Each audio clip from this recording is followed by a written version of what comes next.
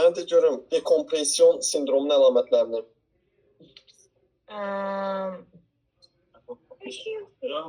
Не скажу. Я умею. Взять.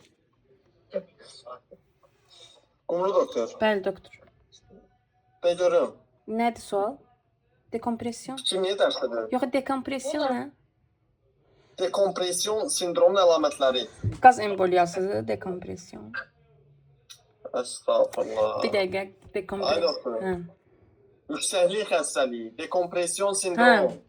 Ağrı, İki. sonra Ağrıydı, emfizema, bir də onlar biri da. qaldı. Meteorizm. Meteorizm, hə, düzdür. Niyə ağrı oldu xəstədə? İşte, hava genişlənir, haymor cibi falan, onların divarındakı reseptorlar qıcıqlanır deyə. Niyə meteorizm oldu? Qazlar genişləndiyi üçün. Bağırsaqda olan qazların genişlənməsinə görə ortaya çıxdı. Düzdür. Mən də görüm X dominant ötürülən xəstəliklər hansılardır? Ailəvi dilatasyon kardiomiyopatiya. Nə danışdın sən? Nə danışıram mən? Deyəcəm. D vitamini, aydı.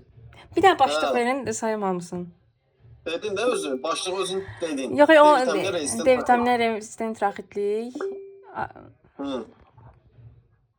Yadımdan Sonra? çıxıb deyəməyəcəm. Kim sayar? Naylan doktor say görüm. Daim doktor. Нет, я не хочу. Sən də say. Maksimum say. O diş minasının tündləşməsiydi, bir də folikulyar hiperkeratozuydu. Bəli. Bildin mi ay qumru? Hə, bildim. X dominant ötürülən xəstəliklər oğlan uşaqlarında daha çox təsadüf olur, yoxsa qız Qız uşaqlarında? uşaqlarında. Qız uşaqlarında. Mitokondrial xəstəliklər say görüm. Leber, Leya, ailəvi dilatasyon kardiomiyopatiya, bir də bir dənə aydı. Miyoklonal epilepsiya, bəli. Normal oldu da bu dərs, nə olar? Yorum sası olan xəstəlik nədir? Menkes. Misin Minkes, necə çəkməsi. ötürülür? Misin çatışmazlığı. çəkməsi Yox, yox. çatışdım, Misin çatışmazlığı, çatışmazlığı. bəli. Necə Necə ötürülür? ötürülür? X resesiv. Diqqətli oxu dərs. Sən elə alırsın. 37, 8 dənə patit. Yaxşı. Ağlanıbsan mı indi? Başda həmişə ağıllı oluram, inşallah davamlı olar.